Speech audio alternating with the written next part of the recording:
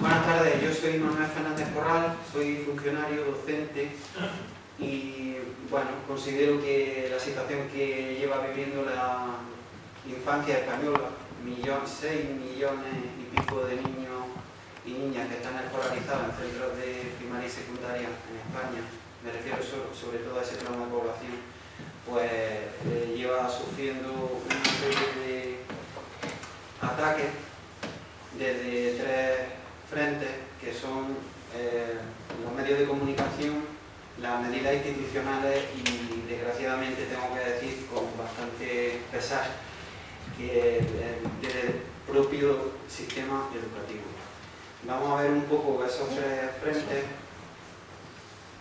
y quizá por centrarnos en un hecho que nos dé pistas de todo lo demás, podríamos recordar a esta niña valenciana que al principio del curso pues la entrevistaron y decía que con relación a la mascarilla pues es un poquito peor porque no puede respirar del todo, pero es mejor eso que morirse, decía la chiquilla, ¿no?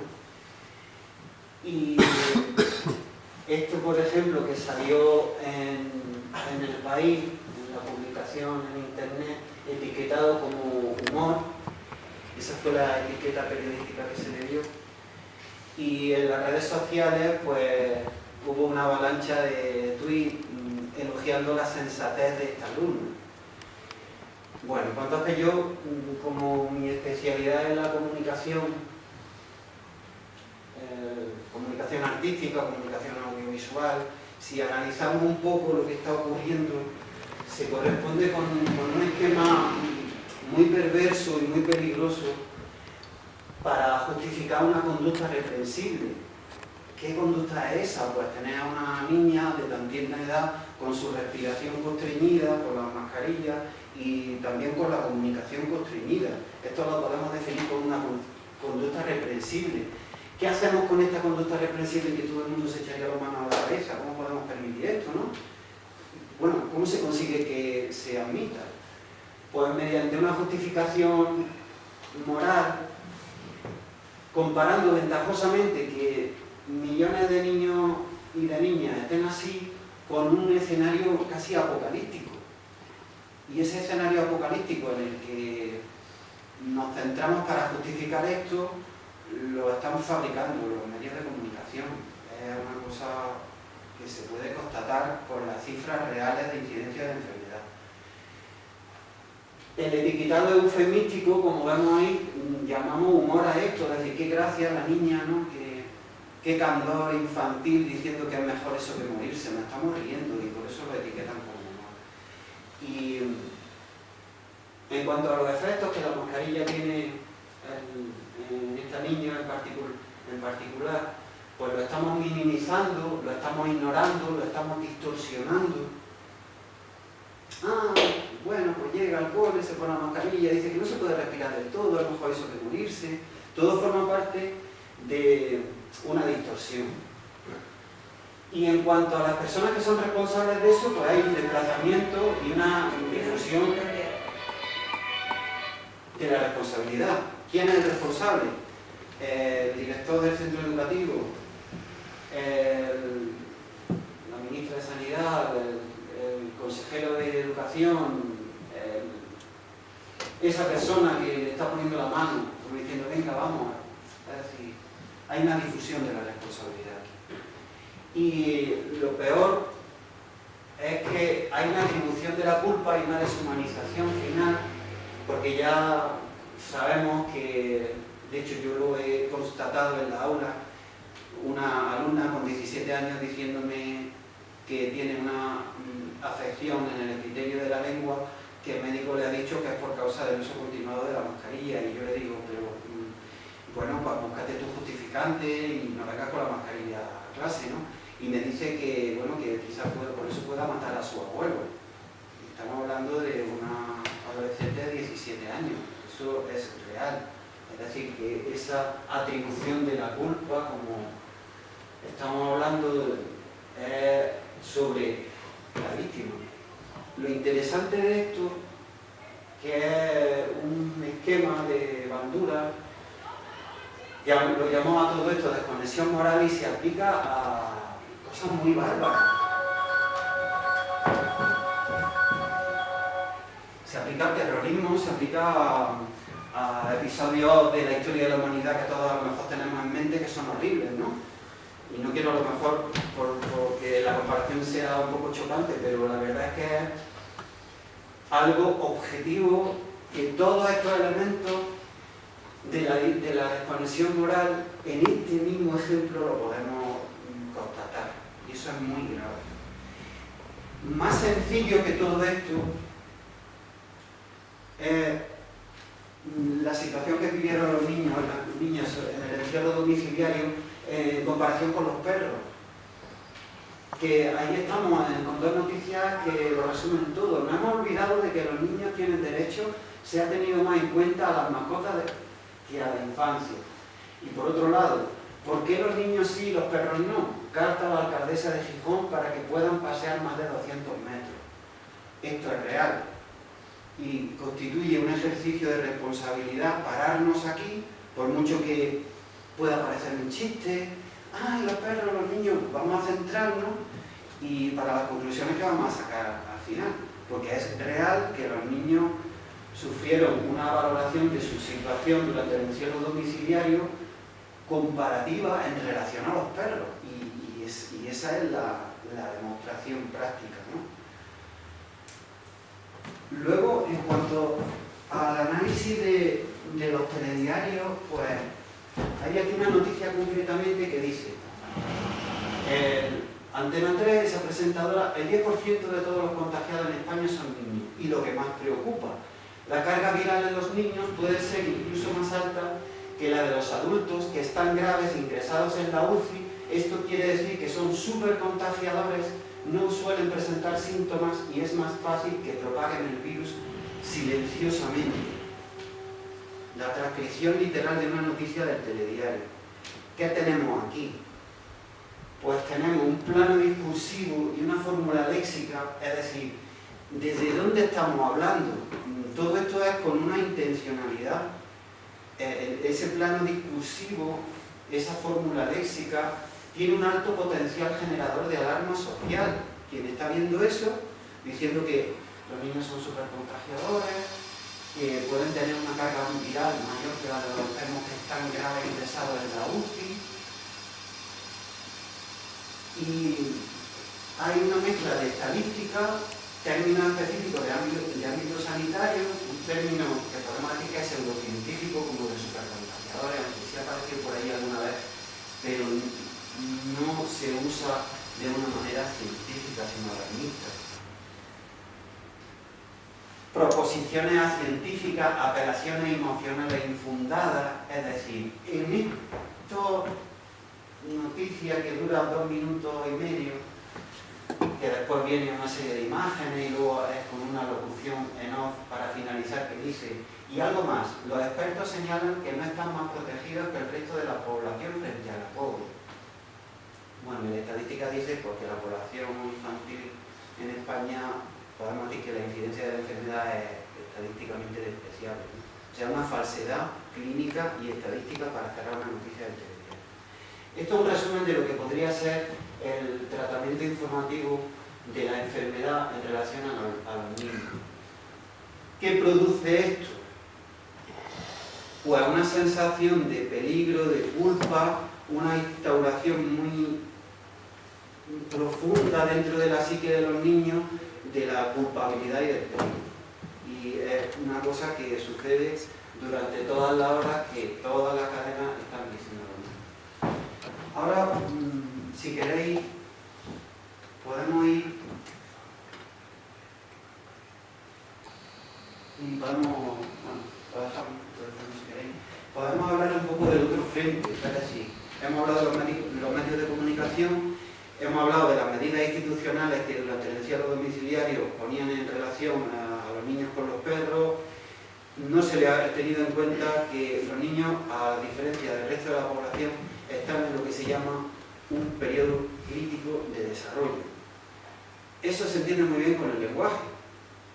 Los niños que han estado por ahí perdidos, estos experimentos que se han hecho, ¿no? Que han estado por ahí en el bosque o la criado un lobo y cosas muy curiosas cosas que han pasado, los niños tienen un periodo crítico en el desarrollo del lenguaje. Y durante ese periodo crítico pues pueden ser bilingües o trilingües, ¿no? Y luego nos tenemos que tirar años estudiando inglés para conseguir lo que un niño de forma natural en su periodo crítico de adquisición del lenguaje consigue. Pues tenemos que pensar que igual que en el lenguaje hay periodos críticos para todo, para la formación de la persona, y eso dura hasta el final de la adolescencia. No es los primeros años de vida solamente. Repito, hasta el final de la adolescencia el niño está en periodo crítico de desarrollo. ¿Qué significa eso? Pues que sobre todo en las edades más tempranas, un año supone muchísimo tiempo. Si no, nos podemos acordar de cuando éramos chicos, ¿no? ¿Qué suponía para nosotros un verano? Un verano era eterno. ¿Qué supone para un niño que se ha tirado no sé cuántas semanas, que yo no lo quiero ni pensar, encerrado en su casa? Eso es eterno para un niño que está, repito, en un periodo crítico de desarrollo y en el que sus necesidades de afectivas, de conocimiento de la realidad, de sol, luz, aire, ejercicio, etcétera, etcétera, han sido totalmente ignoradas. Y no es lo mismo una persona mayor que, bueno, se tira 2 meses, encerrado, confinado, como se le quiera llamar, luego se apunta al gimnasio, empieza a recuperar su vida, pero el niño está en periodo crítico de desarrollo y eso no se debería haber hecho, porque se ha hecho además contrariamente a sus derechos reconocidos en convenios internacionales y no se ha tenido en cuenta. Bien, ¿qué ocurre antes de este curso? Pues que en junio la UNICEF y asociaciones de pediatras, de médicos, fueron advirtiendo de que la entrada al cole y al instituto en este inicio de curso tenía mucha importancia porque se preveía que todas las consecuencias sociales, económicas, familiares que ha producido todo esto, pues los niños lo iban a sentir especialmente y iban a necesitar que el sistema educativo los acogiera para compensar toda esa situación negativa a nivel de haber estado encerrado, de que su familia, pues, su padre los ha arruinado porque el negocio lo ha cerrado. Y ya se advirtió de eso. ¿Qué ocurrió? Pues lo que hemos visto al principio, que el colegio, el instituto recibió a los niños con la mascarilla. ¿Y qué produce eso? Pues produce privación sensorial de algo que es la expresión facial, para lo cual hay estructuras cerebrales especializadas solamente en eso, solamente sirven para procesar las expresiones de la cara. Y esas estructuras cerebrales solo se terminan de desarrollar hasta el final de la adolescencia. Es decir, si los niños están aprendiendo a encontrar diferencias sutiles entre expresiones de la cara y los compañeros, los profesores, todo el mundo tiene la cara cubierta, solamente se ven los ojos, hay estructuras cerebrales de su cerebro en desarrollo que están sometidas a privación sensorial.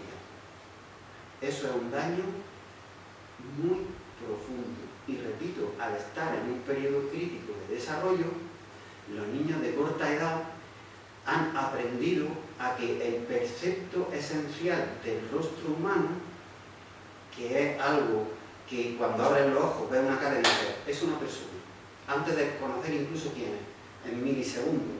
Bueno, pues eso lo han aprendido a percibir de una manera distorsionada. Como en el colegio, en el instituto, no tienen la percepción del rostro de sus profesores, de sus compañeros, ¿qué pasa? Porque están en un proceso también de conformación de la identidad personal. Y ese proceso necesita de lo otro.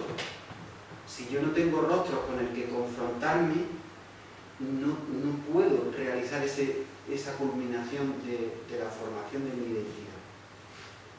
Esto lo entendemos muy bien con los niños pequeñitos, con los bebés. ¿Qué es lo primero que hace un bebé? Mira a la madre, la primera sonrisa es la primera comunicación interpersonal. La primera sonrisa. ¿Qué es una sonrisa? Es una expresión facial. ¿Cómo continúa desarrollándose en su identidad? Pues aprendiendo a distinguir distintas expresiones faciales, las básicas, que no tiene que aprenderlas, bueno, no tiene que aprenderlas a expresar, porque el llanto, el miedo, el asco, todo eso es genéticamente, no hay que aprenderlo, pero todo lo demás sí. Hay como 15 expresiones faciales sutiles, que todo eso hay que percibir rostros para completar el desarrollo, repito, de estructuras cerebrales. Eso es muy, muy grave. ¿Qué ocurre también? Algo en lo que yo por lo menos hasta ahora creo que nadie ha comentado. Pensamos una cosa, ¿a qué se viene un colegio o un instituto? Es decir, un niño va al médico y lo va a atender un médico para curarle una herida, para hacerle lo que sea. No se va a cualquier otro profesional de la atención, un psicólogo, de hablar con el psicólogo, pero en la educación se viene a comunicar.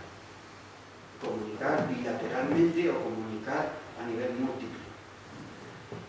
Si estamos en un entorno que es el entorno educativo, donde se supone que hay que comunicar, estamos aquí para eso, y tengo cubierta mi expresión, que aparte de distorsionar mi identidad, me impide comunicar y establecer cauces afectivos en la comunicación. Estamos en una situación inhumana y degradante. No es solo porque los niños no puedan respirar bien, es que los estamos poniendo en un sitio donde tienen que aprender, escuchar, expresarse, y lo hacen con el rostro cubierto. A nivel simbólico eso es muy importante. Es como si a un cirujano lo ponen en el quirófano y le dicen, vale, tienes que operar, pero te vamos a quitar la mitad del instrumental. Y ya si eso te apañas con lo que tienes. Es exactamente igual. Nos quitan las herramientas para hacer nuestro trabajo, que no es otro que la comunicación. Si yo no puedo comunicar y me obligan a tener el rostro tapado, la situación educativa se convierte en inhumana y degradante. Y eso es algo en lo que muy poca gente ha pensado. Pensad, por ejemplo, en lo que significan los idiomas, el inglés, el francés, que tienen una parte oral, que necesitamos ver el movimiento de la boca para interpretar conjuntamente ese movimiento de la boca con el sonido que estamos escuchando y con la expresión de quien nos está hablando, para tener lo que se llama una percepción audiovisual. Es audiovisual la percepción, no solamente auditiva, no solamente que yo así esté hablando y esté entendiendo lo que digo. Necesitáis ver la expresión de mi rostro, ¿vale? ¿Qué os puedo decir más? 6 horas con la mascarilla puesta tienen una serie de implicaciones a nivel fisiológico. ¿Qué ocurre cuando una niña se desvanece a 6ª hora? Y hay que sacarla, darle agua, llevarla a que le dé el aire, quitarle la mascarilla un poco, porque hay que tener la mascarilla puesta. ¿Qué ocurre con eso? Pues se distorsionan las consecuencias, se minimizan, es decir, se le quita importancia. O sea, no se puede demostrar que la mascarilla haya producido el desvanecimiento de la niña, pero en cualquier caso, si algo hace la mascarilla durante 6 horas de clase en las cuales esta niña tiene que estar utilizando su cerebro y está consumiendo oxígeno, su metabolismo está funcionando, si algo hace la mascarilla es perjudicar, agravar cualquier proceso que la niña hubiera tenido. ¿Y qué está ocurriendo? Pues que un hábito de trabajo normal en un colegio, en un instituto, que es que el profesor de guardia pues recibe de repente a un niño que se ha puesto malo y hay que llamar a sus padres para que vengan a por él, ¿no? Eso es un hábito de un profesor de guardia. Pues ese hábito se puede convertir en una omisión de socorro cuando hay una persona menor de edad que viene en mal estado. Es necesario llamar a la familia y esa persona viene a ti como profesor de guardia con la mascarilla puesta. Con la mascarilla puesta. Estamos hablando de omisión de socorro. ¿Y qué produce esto? Pues la presión a la que los funcionarios estamos sometidos para cumplir los llamados protocolos COVID. Lo que está ocurriendo es que la jerarquía normativa, que ahí en el vértice están los derechos inalienables de la persona y un poquito por debajo están los derechos constitucionales, los derechos humanos, eso debería estar en el vértice y de ahí para abajo debe de emanar todo. Lo que está ocurriendo en la práctica, por los reportes de muchas madres en grupos de comunicación, en redes, por la experiencia real de los funcionarios y los testimonios de los funcionarios en el desarrollo de su trabajo, lo que ocurre es que los protocolos COVID se están colocando en el vértice de la pirámide, de la jerarquía normativa. ¿Qué quiere decir eso? Primero, que la mascarilla esté puesta, y ya si eso después todo lo demás. Eso es muy grave. Quería hablaros también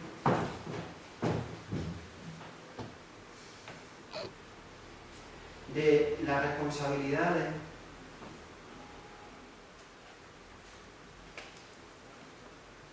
que pudieran surgir en los ámbitos civil y penal con este tema al que me he referido. Estamos ante un objeto situado cubriendo la entrada de las vías respiratorias que tiene unos perjuicios muy detallados y hay informes que así lo demuestran. Y es curioso una cosa, cuando algo así se manifiesta, se suele rebatir diciendo que es que ¿dónde está demostrado que las mascarillas perjudiquen? ¿No? Y ya entramos en un debate científico, cuando es de sentido común. Evidentemente, esto es algo que influye en la respiración, porque hay un parámetro de las mascarillas que es la respirabilidad, que mide la dificultad para que el aire inhalado o exhalado pase a su través. Eso está en una orden del Ministerio de Sanidad. O sea, reconocido por el mismo parámetro técnico que etiqueta a los diferentes tipos de mascarillas, la respirabilidad.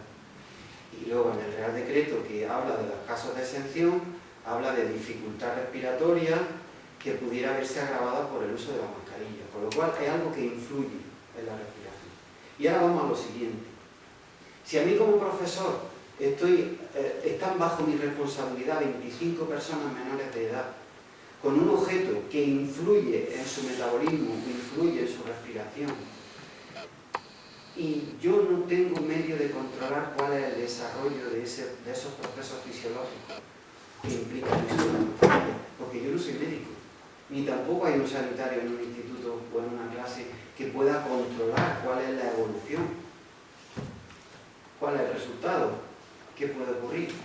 Pues lo que a mí personalmente me ha llegado a ocurrir en mi trabajo, que una niña se desvanezca súbitamente y yo no haya podido prevenir o verlo venir, podríamos decir, porque ha sido súbito.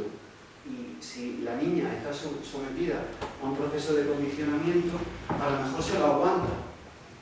¿Para qué? Para no quedar mal, para no, bueno, ya si eso todo el mundo tiene la mascarilla, te empiezas a sentir mal y no avisas hasta que te caes, ¿no? Desgraciadamente. Por tanto, si yo soy responsable, bueno, eso por supuesto lo podréis leer en el documento de forma mucho más detallada, pero si yo soy responsable de una clase y no puedo controlar porque no es mi función, porque no tengo el instrumental necesario, porque yo no soy profesional de eso, yo no puedo controlar cómo se está sintiendo cada persona y cómo le influye tener la mascarilla 1, 2, 3, 4, 5, 6 horas. Si yo eso no lo puedo controlar y yo soy responsable de la clase, yo, el instituto, la titular del instituto o el titular del instituto, la consejería, ¿quién es el responsable? Hay una disolución de la responsabilidad. Y si pasa algo, siempre se puede decir que bueno, es porque tenía que pasar, ¿no? ¿Cómo demuestras tú que ha sido por la mascarilla? ¿Vale? Y por último, y ahora si queréis, podríamos hablar muchísimo más de lo que quizás vosotros me podríais preguntar. Por último, me gustaría referirme a una cosa. La actividad educativa está regulada por una ley, que va desde un preámbulo que habla desde lo más general, qué se pretende con las personas que estamos educando, qué queremos hacer con ellos, ¿no? A nivel lo más general posible. De ahí va bajando y va explicando pues, cosas como los objetivos de cada asignatura, ¿no? Los objetivos que se pretenden conseguir al final de cada etapa, los contenidos que tiene cada materia, todo eso.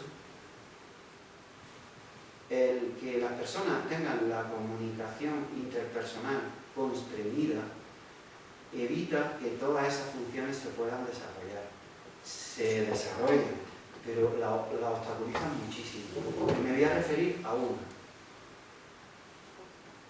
Hay una serie de funciones que tenemos que cumplir, que están reguladas en uno de los artículos de esa ley. Una de ellas se llama atención al desarrollo social y moral del alumnado. Social y moral. Por ejemplo, el niño pues, tiene problemas en casa, o hay indicios de que pueda estar sufriendo maltrato o acoso dentro del colegio, del instituto o lo que sea. Eso es atender a su desarrollo social y moral. ¿Cómo se hace eso? ¿Cómo un niño te llega a decir de repente, profe, que me están agobiando, que los del C no veas cómo la tienen conmigo y me han hecho esto, lo otro, y los mantienen sentenciados para que no digan nada? O en mi casa pasa no sé qué cosa, ¿no? ¿Cómo te lo llegan a decir? Vamos a pensar un poco. Hay indicios, hay test, pero un niño no te va a decir algo grave, realmente grave, que lleva ocultando durante 3, 4, 5 años, no te lo va a decir en un test. Te lo dice porque establece una relación interpersonal contigo. Solamente por eso. Y lo decide ese niño. Si tú no puedes establecer una comunicación interpersonal óptima, eso no va a ocurrir. ¿Y cuántos casos de maltrato, de acoso escolar y de otras muchas casuísticas que sufren los niños en relación a su desarrollo social y moral, cuántas de esas cosas no han llegado a donde hayan llegado y se podían haber evitado? Porque esa es una de nuestras funciones, que no podemos cumplir como quisiéramos, quienes trabajamos en educación. En definitiva, ¿qué le pido directamente a la señora ministra de Educación y a todos los titulares de todas las consejerías de educación de España, a todos los directores de colegios y de institutos y a todos mis compañeros funcionarios? Yo le pido hoy, desde aquí que estoy hablando en Granada, que atiendan a una situación en la que millones de niños y de niñas menores de edad están sometidos a lo que yo, después de investigar durante meses, he llegado a unas conclusiones y son muy dolorosas, y es que están sometidas a crímenes de lesa humanidad. Es un punto muy importante. Es un ejercicio de responsabilidad que tenemos cualquier persona que estemos directa o indirectamente relacionados con la educación.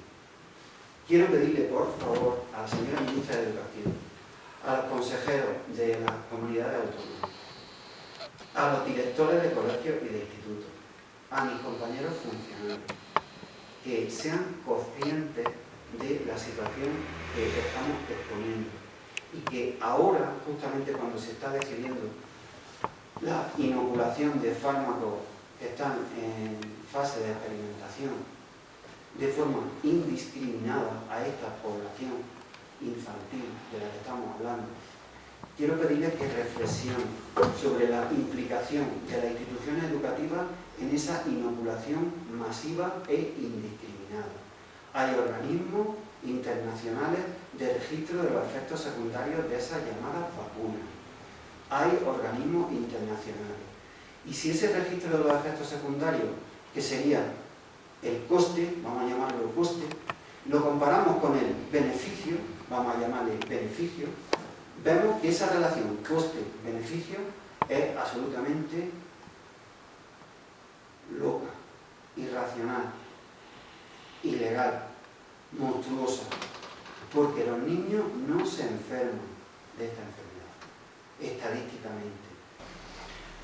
Bueno, pues yo para finalizar me gustaría hacer una apelación desde la responsabilidad a la ministra de Educación, a los consejeros de las comunidades autónomas, a mis compañeros funcionarios, a los directores de colegios e institutos, para que tengan en cuenta todo lo que se ha expuesto, que consideren que es un grupo humano formado por millones de menores de edad que, como hemos estado viendo, han sufrido una presión desde tres frentes: el frente de los medios de comunicación, el frente institucional, dentro de las medidas que se han tomado en relación a esta crisis sanitaria, han sido especialmente perjudicados, y por último, lo más doloroso, desde el propio sistema educativo, que es donde tenían que haberse hecho una serie de compensaciones. ¿Sí, Pepe? Bueno, ahí... Sigue. Sí, en el sistema educativo desde el cual se tenían que haber hecho una serie de compensaciones de todas estas situaciones lamentables, y ha sido totalmente al contrario.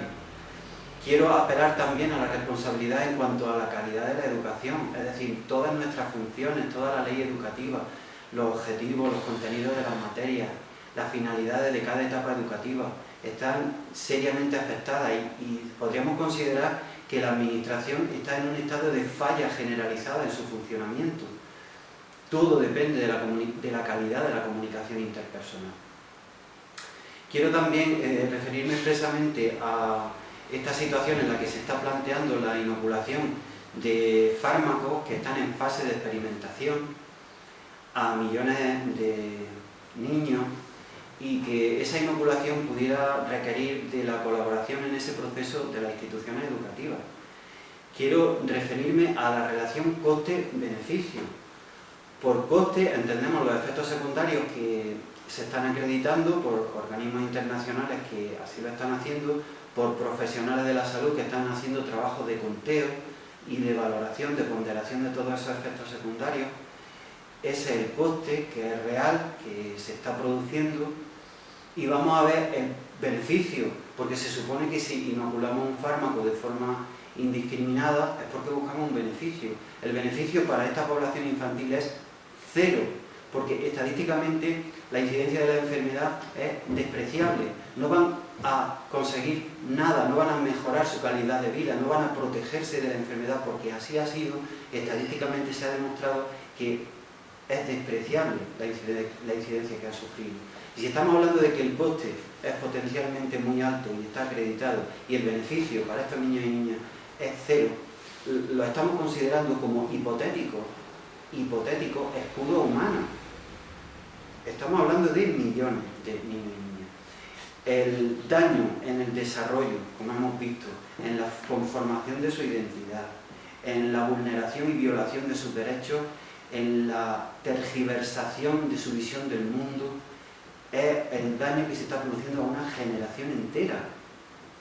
Señora Ministra de Educación, por favor, le pido desde aquí que considere muy seriamente lo que le estoy advirtiendo como funcionario, porque he dado curso administrativo a todas estas manifestaciones en tiempo y en forma, y la respuesta que he tenido ha sido ninguna. Y le vuelvo a repetir encarecidamente que considere todas estas conclusiones, que disponga las instrucciones que crea convenientes, y que los consejeros de las comunidades autónomas que tienen competencias educativas se planteen esto para que de una forma inmediata se reconsidere la situación de escolarización de los niños y niñas en España. Por último, quiero señalar que este momento, a pesar de que es muy dramático y es muy doloroso, también nos da la ocasión a cualquier persona que trabajemos en la educación de dar lo mejor de nosotros mismos. Yo estoy aquí cumpliendo con mi obligación, porque una de las obligaciones que tenemos los funcionarios es la de informar al público al que prestamos servicio, a la ciudadanía, una vez que se han agotado todos los cauces de comunicación dentro de la propia administración. Y por último, decir que este momento histórico, sin duda, que estamos viviendo, si cada padre, por cierto, he hablado un poco a los padres, pensad que cuanto más adaptados veáis a vuestro hijo es mucho peor, porque esa adaptación corresponde a procesos psicológicos, adaptativos, que se llaman así, que tienen un resultado. Si el resultado es de aceptación positiva, se están adaptando a un entorno y condiciones inhumanas y degradantes. Como una alumna me dijo el otro día, profe, yo ya he aprendido a sonreír aguiñando mucho los ojos. Cuando me quite la mascarilla voy a sonreír raro, porque claro, tienen que aguiñar mucho los ojos para que se note que están sonriendo. Si esta niña que me lo dijo, que tiene 17 años, si eso lo pasamos a los niños de la edad más temprana, la distorsión en su humanidad, a una generación entera es realmente espeluznante. Así que nada más, por mi parte apelo a la responsabilidad de las personas que tienen en este sentido algo que decidir, y también de las personas como yo que tienen una responsabilidad individual sobre los actos que hagan en cada día de trabajo con los niños, en cualesquiera condiciones que nos digan, porque al final somos responsables de lo que hacemos con nuestras manos, con nuestro trabajo. Y nada más.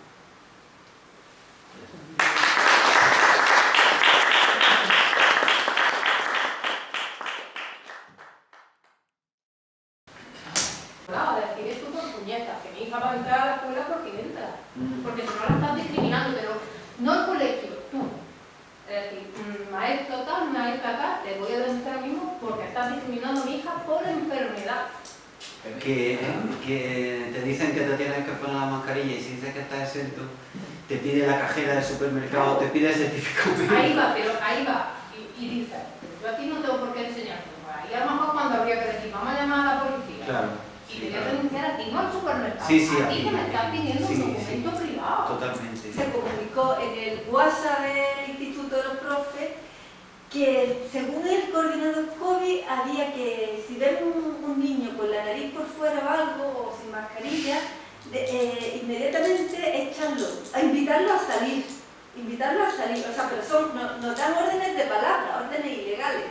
O sea, se nos está invitando a cometer un delito de coacción que comete cualquier persona que por la fuerza quiere obligar a algo sin estar autorizado para ello, Claro. sea justo o injusto. Claro. Entonces, de palabras, o sea, hay muchas órdenes verbales en todo esto, no escritas.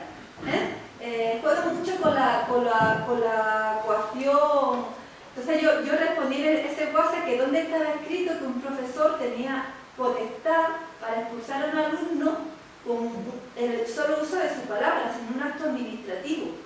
Y me contestaron, eso son cosas de... A mí yo transmito mensajes, pero se nos ha invitado a cometer un delito. Y los profesores están prestos a cometer delitos, pero con mucha alegría, totalmente convencidos. Hay un condicionamiento brutal. Yo lo que he experimentado es que personas...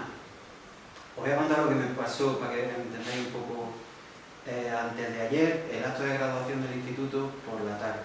Y entonces voy con un compañero, vamos entrando a la puerta, llegamos 10 minutillos tarde.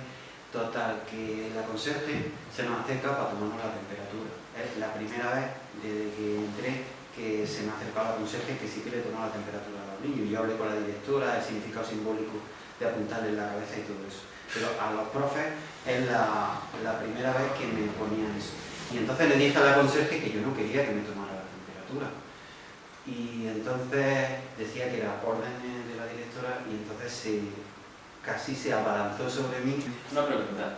Al igual que los ciudadanos, los niños han desarrollado esa hiperresponsabilidad de llevar la mascarilla, también es posible que la gente en general, para eximirse de la responsabilidad y seguir con su vida monótona como si no hubiese pasado nada, estaría de una manera inconsciente cumpliendo esas órdenes bajo esa hiperresponsabilidad.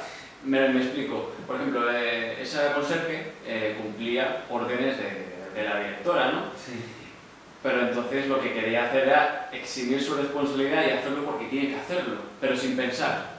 Significa que ha modificado su inconsciente para siempre. Claro, es lo que decía antes, el protocolo COVID se ha colocado en la cúspide de la jerarquía normativa. Eso es lo más importante. Todo el mundo se ha vuelto súper valiente, ¿verdad?, para ser responsable. Yo salí de un grupo de clase de delincuentes juveniles, hacíamos proyectos y no sé qué, y estábamos pintando en la clase, maestro, no sé qué, y las pinturas allí, no sé qué, y lo bastaba ahí, oh, no vaya, era como una especie de catarsis, ¿no? El rollo con personas adolescentes que tenían problemas hasta con la justicia justicia, estaban en libertad. Esto, como se dice, el juez los tenía citados cada semana, historias de ese tipo. Pero aquello estaba vivo. Era un instituto vivo en el pasillo donde estaban los primeros cursos de la ESO, aquello hervía, o sea, tú te metías ahí y te tenías que poner el casco para ir a la guerra, ¿no? Pero la guerra... ¿Eh? El Severo Ochoa. Sí, la guerra, pero en plan bien. O sea, es mi trabajo. Que gente, ay, no sé cómo soportar a los niños. Mira, perdona, es que ese es mi trabajo, ¿sabes? Pero yo cuando salí de ahí y de repente entra ahora y el instituto es una balsa de aceite. No lo podéis creer. Es como todo... así. O sea, es que nadie hace nada, ¿verdad? Ahora todo el mundo ha cambiado su comportamiento. Sí. Es justamente lo que me pasó en marzo, que yo hacía las prácticas en Atarfe, las de cartografía, íbamos a una montaña y había 60 personas con distintos monitores y nada, y curiosamente, todos con mascarilla, por supuesto, en el campo, en la Sierra Elvira. Y nada, me obligaban a llevar mascarilla y yo la llevé. Y entonces, luego de unos días, me amenaza el director de Relaciones Laborales de la universidad y nada, me empieza a amenazar de que si no llevaba mascarilla en los actos universitarios me iban a tomar medidas, no sé cuáles, pero yo a partir de ese día yo no asistí ni una vez a la universidad y mandé a la universidad a tomar por el culo. Ni una vez más asistí. Es que, no es que no me guste la carrera de arqueología, es que me quitaron la motivación. Me quitaron la motivación que yo tenía para aprender. Y mira que a mí me gusta, pero es que me la quitaron absolutamente toda. No sé si yo, a lo mejor soy un blandengue, pero es que me la quitaron. Me la quitaron, o sea, es que no le he visto la cara a nadie en todo curso. Yo creo que eso es sano porque no te adaptas a un entorno enfermo. No, es que no quiero adaptarme. Es que ese es el problema, yo no me quiero adaptar al sistema. Porque el sistema va en contra mía.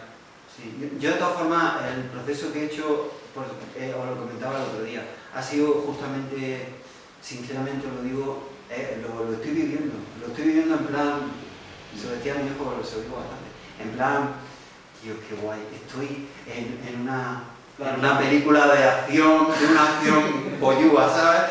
Y aquí estoy, ¿sabes? Yo me siento súper vivo, o sea, no lo vivo en plan tragedia, bueno, sí, a ver, lo que es tragedia, ¿no? Pero no soy un ser sufriente, doliente, ay, no, es al revés,